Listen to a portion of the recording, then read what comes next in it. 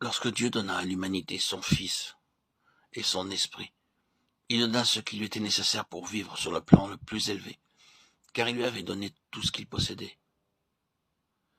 Dieu a pourvu à tout, mais c'est à vous de savoir si vous voulez être rempli de l'Esprit ou non. La volonté de l'homme est une ligne frontière que Dieu s'est réservé de ne pas franchir. Dieu a préparé un festin pour vous, mais il ne vous oblige pas à le manger. Il a ouvert la porte qui vous conduit à une vie plus abondante, mais il ne vous oblige pas à la franchir. Il a déposé à sa banque une fortune qui vous rend millionnaire. Il ne peut pas tirer de chèque à votre place. Dieu a fait sa part. Vous devez faire la vôtre désormais. Il dépend uniquement de vous de posséder ou non la puissance de l'esprit. Dieu n'est entravé que par le peu de place que vous lui accordez. Nous considérerons un instant la part que vous avez à remplir pour devenir spirituel. La vie spirituelle dépend du principe qui la contrôle. Le Saint-Esprit conduit le chrétien à se libérer de la suprématie du moi et à accepter la souveraineté de Christ. Ne savez-vous pas qu'en vous livrant à quelqu'un comme esclave pour lui obéir, vous êtes esclave de celui à qui vous obéissez, soit du péché qui conduit à la mort, soit de l'obéissance qui conduit à la justice. Romains 6,16. Livrer sa vie sans condition à Christ est le premier pas dans la marche selon l'Esprit. Il y a une raison fondamentale à la vie livrée. Lorsqu'on l'a découverte, elle nous apparaît comme convaincante et impérieuse. Espérons que cela pourra être utile à quelqu'un de vous. Permettez-moi de vous dire comment je l'ai découverte moi-même. J'étais très jeune lorsque j'ai pris Christ comme mon sauveur. Je ressentis une joie profonde, réelle, parce que mes péchés étaient pardonnés. Dès lors, je souhaitais que les membres de ma famille se convertissent. Aussi, je priais beaucoup, mais sans résultat. J'en fus très troublé. Quoique je fusse né de nouveau, je commettais les mêmes péchés qu'autrefois.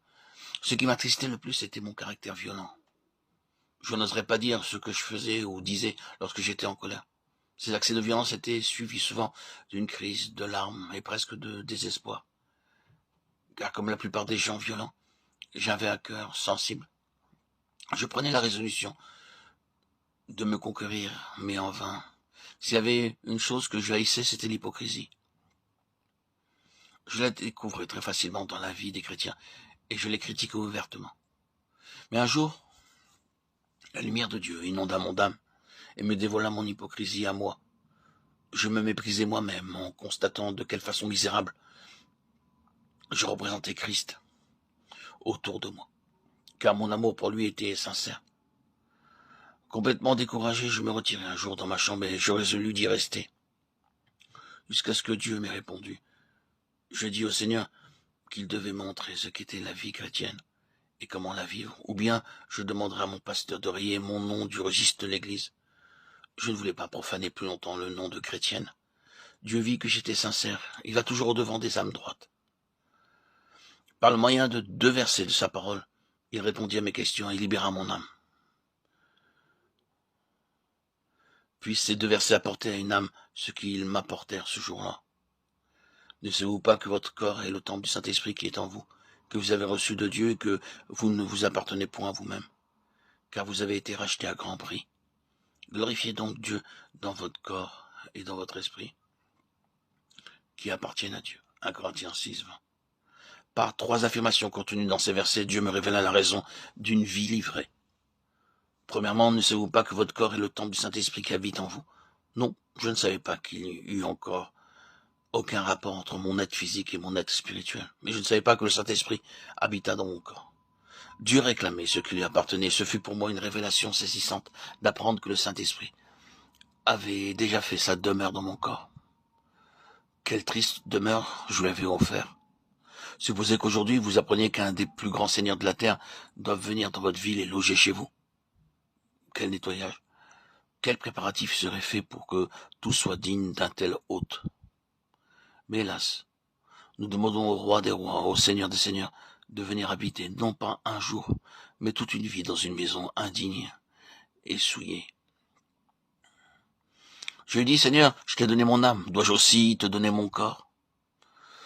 J'ai perçu indistinctement ce jour-là, mais de plus en plus clairement, depuis pourquoi Dieu réclame nos corps. Il a besoin de corps humains pour se révéler au monde.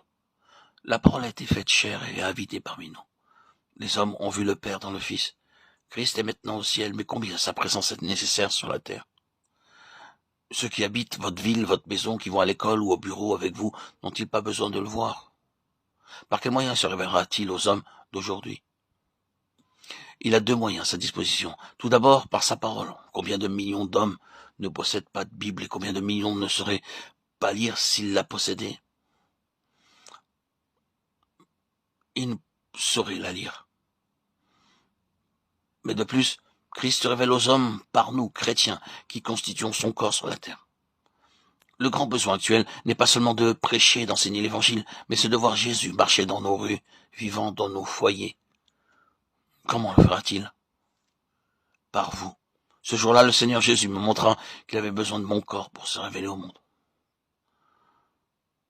Bien que cet appel fût extraordinairement convaincant, j'y résistais. Ma vie ne m'appartenait-elle pas? N'était-ce pas me demander trop que de m'obliger à en confier la direction à quelqu'un d'autre? Était-ce sage? Était-ce raisonnable? Était-ce nécessaire? Mon moi me présentait une foule d'arguments plausibles pour ne pas être dépossédé. Mon Sauveur avait prévu cela et réfuta ces arguments par cette deuxième affirmation. Quoi? Ne savez-vous pas que vous ne vous appartenez point à vous-même? Ce fut comme une épée à deux tranchants qui me transperça. Ces paroles me révélèrent mon hypocrisie, car tandis que je prétendais appartenir à Christ, mon moi avait encore en main les rênes de ma vie. Mais si je cédais, qu'allait me demander Christ? Qu'allait-il m'enlever? J'aurais été assez contente de lui confier tout ce que je ne pouvais ni transformer ni gouverner, et je regardais le reste pour moi, pour conquérir ma volonté. Il dut briser mon cœur, et cette troisième affirmation m'atteignit. Quoi? Ne savez-vous pas que vous avez été acheté à grand prix? Acheté? Comment? Je ne m'appartiens pas parce que j'ai été acheté. J'avais pensé qu'en cédant, j'allais accorder à Dieu le privilège de diriger ma vie. Dieu me révéla ce jour-là que j'appartenais déjà à Christ, parce qu'il m'avait déjà acheté. Christ avait des droits légitimes sur ma vie qu'il pouvait diriger et contrôler à son gré. Je dus admettre ce droit, mais je ne voulais pas encore céder. De quelle patience il usa envers moi. Il ouvrit mes yeux et tendrement me fit voir Christ crucifié, racheté à grand prix. Et quel prix? Le sang précieux de Christ, voilà le prix qui fut payé pour moi. La vie sainte pure, sans tache, du Fils de Dieu, livrée en échange de ma vie coupable, égoïste. Ce jour-là, je vis les seigneurs mourant pour un pécheur. Vie pour vie. Jusque-là, j'avais dit, faut-il que je me donne à toi? Ce jour-là, je m'écriai, Seigneur, puis-je me donner à toi? Je livrai à Christ tout ce que j'étais, tout ce que je possédais, pour le temps et pour l'éternité. Ici est le témoignage de Ruth Paxson.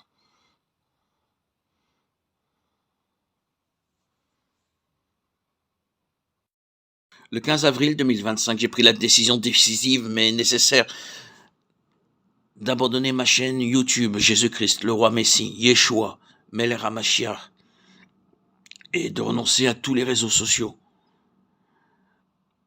Cette chaîne avait été pendant un certain temps le reflet de mon parcours personnel, de mon histoire spirituelle, de ce que j'ai vécu pour en arriver à la rencontre bouleversante avec le Seigneur Jésus-Christ.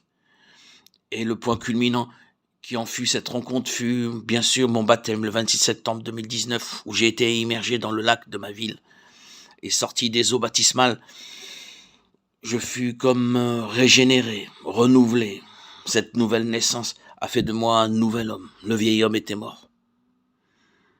Pour revenir à cette chaîne historique, elle était centrée sur mon témoignage, sur mes luttes, mes révélations, mes expériences.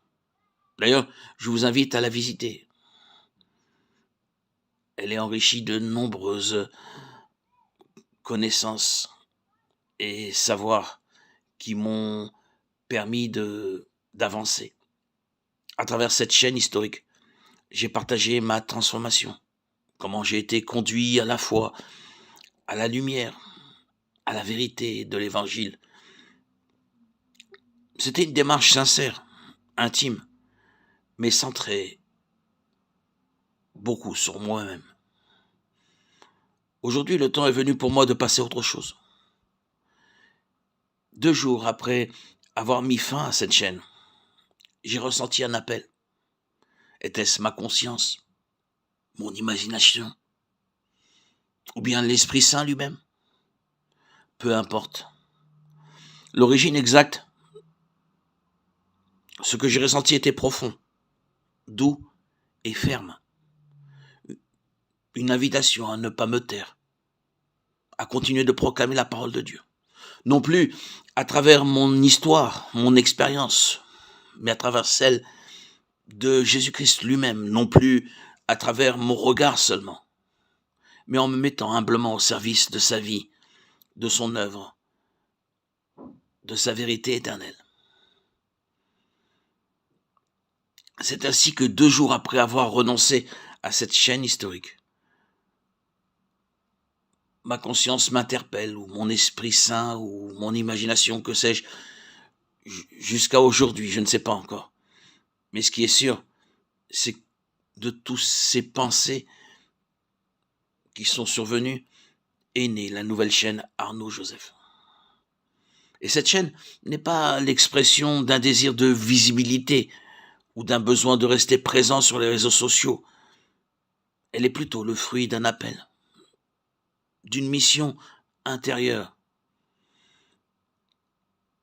Une mission qui me pousse à faire place à Jésus, à son histoire, à travers les siècles, à sa vie telle que racontée, expliquée, approfondie par les grands commentateurs bibliques, par les exégètes, par les saints, les docteurs de l'Église et les chercheurs passionnés par la vérité du Christ. Cette chaîne n'est plus centrée sur moi-même, mais centrée vers l'essentiel, le Christ. Elle n'est plus centrée sur mes propres témoignages, sur le miracle que j'ai vécu par mon baptême, mais elle est centrée sur la vérité qui est apportée à travers les siècles, au travers de ce personnage historique, biblique, à la fois notre Seigneur et notre Sauveur pour tout croyant, qui a transformé le monde, transformé l'humanité entière. Vous le convenez maintenant, après toutes ces explications, que cette nouvelle chaîne est bien différente. Elle ne parle plus de moi, mais du Christ essentiellement, uniquement du Christ. Alléluia. Gloire à Dieu au plus haut des cieux et paix sur la terre pour les hommes qu'il aime. Je prie pour qu'elle touche les cœurs, qu'elle élève les âmes, qu'elle rende hommage à celui qui est, qui était et qui vient. Merci à vous, anciens et nouveaux abonnés, pour votre fidélité, votre ouverture et votre marche à mes côtés dans cette nouvelle étape. Pour ceux qui connaissent mon histoire, après mon baptême le 26 septembre 2019, j'ai vécu une étape marquante. J'ai rencontré une église qui m'a accueilli avec un amour profond, sincère, qui m'a comblé d'un bonheur émotionnel et sentimental que je n'avais pas jamais connu auparavant. Cet amour fraternel m'a transformé, édifié, vivifié, consolidé mon attachement au Christ. Cette église m'a apporté beaucoup de joie. Cela a duré 4 ans, de l'année 2020 à 2024, où plus tard le Seigneur m'a permis de rencontrer une autre église, différente, mais tout aussi précieuse, qui m'a ouvert à une richesse insoupçonnée, celle des grands auteurs et commentateurs bibliques. Leurs écrits m'ont inspiré et donné une nouvelle vision de ce que Christ attend véritablement de moi, en tant qu'homme, disciple et témoin de sa royauté divine. Grâce à cette communauté, j'ai entrevu de nouveaux horizons, de nouvelles options spirituelles, une manière plus profonde de comprendre et de vivre la sainte doctrine de l'Évangile. Cette vision personnelle, façonnée par la grâce et l'étude, Je désire désormais la partager à travers cette nouvelle chaîne, Arnaud Joseph, qui porte mon nom d'ailleurs, afin qu'elle serve à glorifier le Christ et lui seul. Cette vision profonde et équilibrée de la doctrine du Christ, telle que je l'ai reçue par cette nouvelle Église, s'adresse à l'humanité entière. Et c'est cette vision que je souhaite désormais partager ici, dans cette chaîne Arnaud Joseph. Bienvenue sur cette nouvelle chaîne dédiée au Christ et uniquement au Christ. Aujourd'hui, je veux continuer à poursuivre le chemin qui a été tracé pour moi. Je veux, comme tout témoin de Christ, simplement glorifier le Christ, le louer et témoigner, comme tout témoin de Christ se doit de le faire. Abonne-toi pour découvrir sa vérité. Gloire à Dieu au plus haut des cieux et paix sur la terre aux hommes qui l'aiment. À toi, Seigneur, tout honneur et toute gloire pour les siècles des siècles. Alléluia. Amen.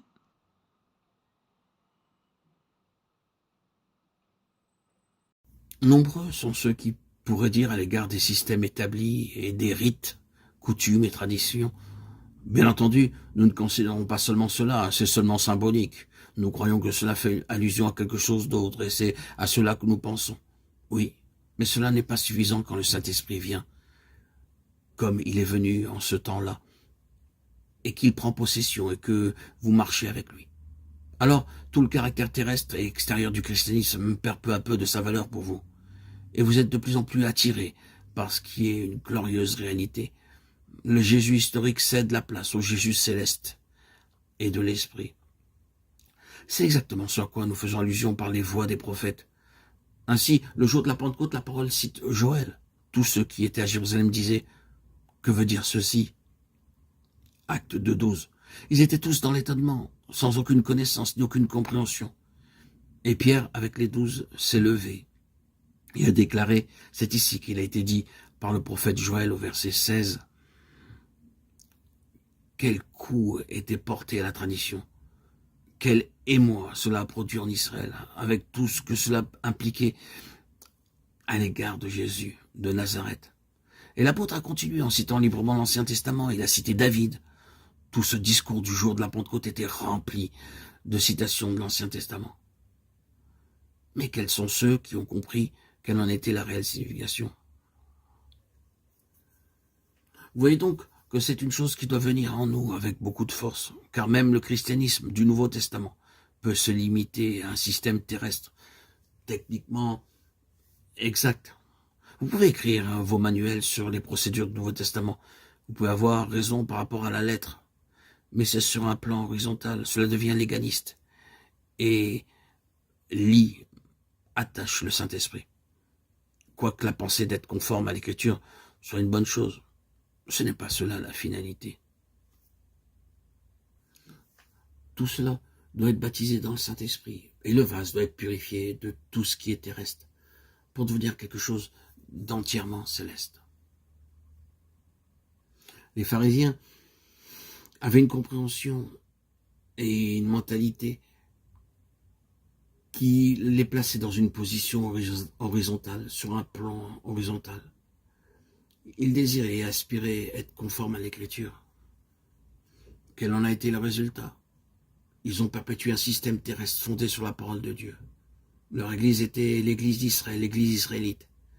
Et vous pouvez mettre à la place d'Israël n'importe quel autre nom de dénomination qu'il vous plaira. Cette église avait ses propres usages, ses vêtements, ses rites, sa liturgie, tout cela en accord avec les Écritures. Ils avaient la lecture des prophètes chaque Shabbat. Ils avaient tout un vaste système, mais il était tourné vers la terre, aussi mort qu'il est possible de l'être. C'était purement formel et ne participait pas à la pleine pensée de Dieu. C'était scripturaire dans un certain sens. Malgré cela, il faillissait à l'égard du conseil éternel de Dieu. Le Saint-Esprit, par sa venue, a mis un coup de balai sur les prophètes. Il a pris en main tout cela et a montré qu'il y avait quelque chose de plus, quelque chose d'autre que ce domaine terrestre, que la parfaite maîtrise de la parole de Dieu avec tous ses dérivatifs et que sans cela, tout le reste devait être mis de côté. C'est ce qu'il est encore occupé de faire. Tout ce système n'a pas réalisé la pleine pensée de Dieu, et le livre des Actes nous parle de cela, de cette grande transition. Il y a une divine pensée derrière tout cela. Et lorsque vous l'avez saisi, vous pouvez vous passer de tout le reste. Ce qui est ancien peut être enlevé. Si vous avez saisi les choses dans un sens réellement spirituel, d'une manière vivante et céleste, le reste importe peu et doit entièrement disparaître. C'est ce qui s'est passé dans le livre des Actes. Vous pouvez ne pas toujours saisir ce qui a commencé, mais le fait est que cela devient bien une réalité. Les apôtres ont continué de se rendre au temple et à la synagogue pendant un certain temps, et puis ils ont cessé de s'y rendre. Ils l'ont fait pendant un temps, mais ils se sont retirés peu à peu et se sont trouvés tout à fait en dehors. Quelque chose était arrivé. Ils étaient entrés dans un domaine vivant et tout le reste n'avait plus lieu d'être. L'ancien avait conduit au nouveau. Il avait accompli son dessein. Ce qui était céleste avait trouvé sa signification. Ce n'est plus maintenant une question de technique, de rite, de méthode, de tradition à suivre.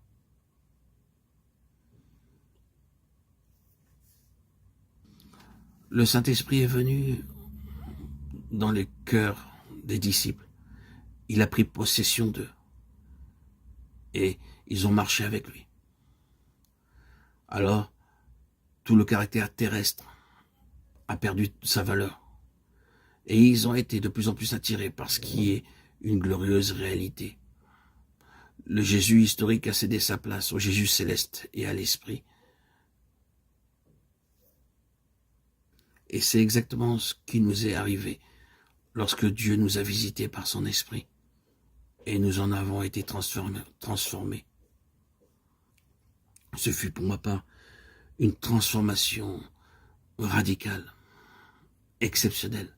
Lorsque, le 26 septembre 2019, j'ai été trempé, immergé dans le lac de ma ville, où je vis encore aujourd'hui, et ressorti des eaux baptismales complètement transformé, ayant reçu l'Esprit de Dieu. Ma colonne vertébrale s'est tout à fait redressée. J'ai senti cette énergie nouvelle. C'est vrai, avec 30 ans de judaïsme, j'avais commencé à lire et à être pratiquant dès l'âge de mes 17 ans. 30 ans de judaïsme, replié sur moi-même et assez épuisé. Régénéré d'un seul coup, d'une manière exceptionnelle, de manière foudroyante, par l'immersion, en ressortant, même les couleurs du monde, les couleurs qui m'entouraient avaient changé, elles étaient plus vives, plus claires, plus fortes, plus belles, tout était différent. L'Esprit Saint était venu, et aujourd'hui encore, que ce soit hier, aujourd'hui, ce matin, à mon réveil, il est là,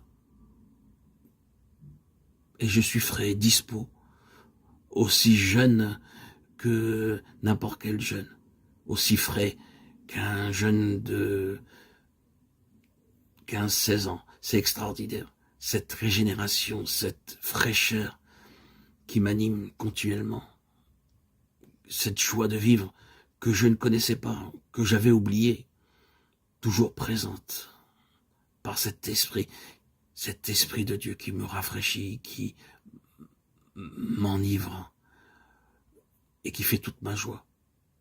D'ailleurs, je raconte toute mon histoire dans mon ancienne chaîne historique. Jésus-Christ, le roi Messie, Yeshua Melech HaMashiach, que j'avais ouverte le 21 juillet 2021, où j'ai publié plus de 106 000 publications et où j'ai exprimé toute ma joie.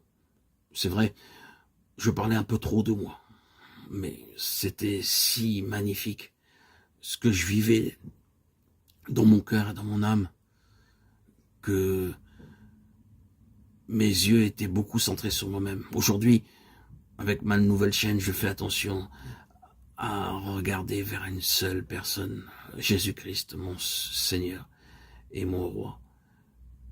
Je suis aussi, par la force de l'Esprit Saint, il est vrai, devenu décentré de moi-même. Mes regards sont plus portés vers Dieu, c'est magnifique.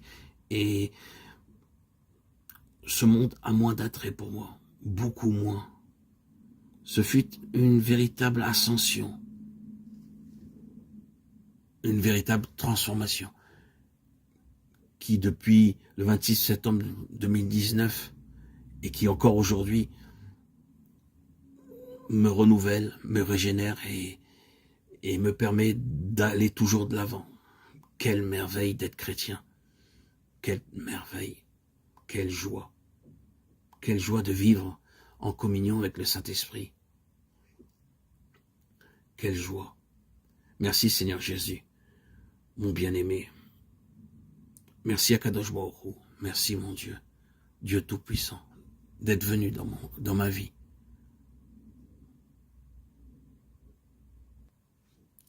Gloire à Dieu au plus haut des cieux et paix sur la terre aux hommes qu'il aime. À toi Seigneur, tout honneur, toute gloire pour les siècles des siècles. Amen. Alléluia. Depuis le 26 septembre 2019, ma vie a pris un tournant divin. L'Esprit Saint est devenu mon guide, ma lumière, celui qui m'accompagne à chaque instant dans la paix et la vérité. Il remplit mon être de sa présence et de sa force, me portant là où l'Éternel veut que j'aille. Par sa sagesse infinie, il m'éclaire et me fortifie, me permettant de vivre dans l'obéissance et la foi avec une confiance totale en Dieu. L'Esprit Saint agit pleinement en moi, parce qu'il est mon conducteur sur le chemin de la vie. Il me façonne, me transforme et m'enseigne les voies du Seigneur. Chaque jour, il grave en moi la vérité éternelle et me conduit avec amour et patience. Ce n'est plus ma volonté qui domine, mais celle de mon Père céleste, qui s'accomplit en moi. Je ne marche plus seul, car son esprit demeure en moi, vivant mon esprit, son sanctuaire invisible. Pendant 34 ans, j'ai vécu sous l'emprise d'une bipolarité qui pesait sur mon âme comme une ombre persistante. Mais lorsque le Christ est entré pleinement dans ma vie, par mon baptême dans le lac de ma ville, par immersion, cette souffrance s'est évaporée, comme de l'argile dissoute sous un soleil brûlant à son zénith, comme un sucre disparaissant dans un café chaud. Ce fardeau qui semblait insurmontable s'est dissipé, allégé par la puissance de Dieu. Aujourd'hui, je peux constater que je suis une nouvelle création, lavée, restaurée et affermie par sa grâce. Aujourd'hui, je vis une vie totalement épanouie, emplie de joie et de lumière, non par mes propres forces, mais par la bonté infinie du Seigneur Jésus-Christ, par sa grâce et sa miséricorde. Il m'a relevé, consolé, guéri, restauré. Mon cœur est débordant de gratitude et mon âme chante les merveilles de Dieu. Chaque jour est un témoignage vivant de sa fidélité et de son amour inébranlable. Chaque jour, je m'efforce de publier des audios pour chanter, louer, glorifier, remercier Dieu pour ce bonheur qu'il m'a comblé de m'avoir accordé le Saint-Esprit.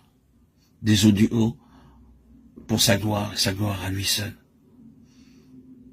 Plus de 104 000 à aujourd'hui, pour pouvoir remercier le Seigneur et témoigner à ma manière, discrètement, mais aussi publiquement, sans me faire connaître, de la parole vivifiante que le Seigneur annonce à tous ceux qui désirent s'approcher de lui. Je témoigne que Jésus est bel et bien vivant, ressuscité dans ma vie et ressuscité dans la vie de tous ceux qui désirent s'approcher de lui. Le Seigneur Jésus, par son esprit glorifié, vient en chacun de nous, en tous ceux qui croient en lui, en tous ceux qui portent leur regard vers le Seigneur Sauveur, le véritable docteur, libérateur de toutes les âmes. En lui, ma reconnaissance est éternelle. En lui, en cet Esprit Saint qui est l'Esprit glorifié de Christ, je trouve ma joie, mon épanouissement, ma réussite, ma plénitude, ma guérison. Je suis comblé. Alors que j'entre dans une nouvelle saison de ma vie, je viens de faire il y a maintenant 3 mois mes 57 ans. Je prends un temps de mise à niveau, de remise à jour, une pause pour contempler le chemin parcouru avec le Seigneur. Ces 5 années ont été un voyage d'intimité avec Christ, de maturation spirituelle et de transformation profonde. Je médite sur tout ce qu'il a accompli dans ma vie et je rends grâce pour chaque instant passé dans sa présence. Je rends grâce à Dieu pour son intelligence, pour sa puissance, la façon dont il a construit ma vie, cet architecte merveilleux qui a fait de ma vie aujourd'hui une merveilleuse bénédiction. Oui, aujourd'hui, 21 mars 2025, mon cœur est rempli de reconnaissance, de gratitude, de joie. Oui, aujourd'hui, je suis dans la louange, dans l'adoration et dans une gratitude infinie. L'Esprit Saint m'a conduit jusqu'ici et je sais qu'il poursuivra son œuvre en moi, me guidant encore et encore vers la plénitude de la volonté divine. Seigneur, que toute ma vie soit un chant d'amour pour toi, un témoignage vivant de ta puissance et de ta gloire. Que ton esprit continue d'habiter en moi aujourd'hui et à jamais. Amen. Gloire à Dieu au plus haut des cieux et paix sur la terre aux hommes qu'il aime. À toi, Seigneur, tout honneur et toute gloire pour les siècles des siècles. Alléluia. Voilà, cela me tenait à cœur aujourd'hui de faire ce petit message de gratitude et le partager avec vous, auditeurs, auditrices.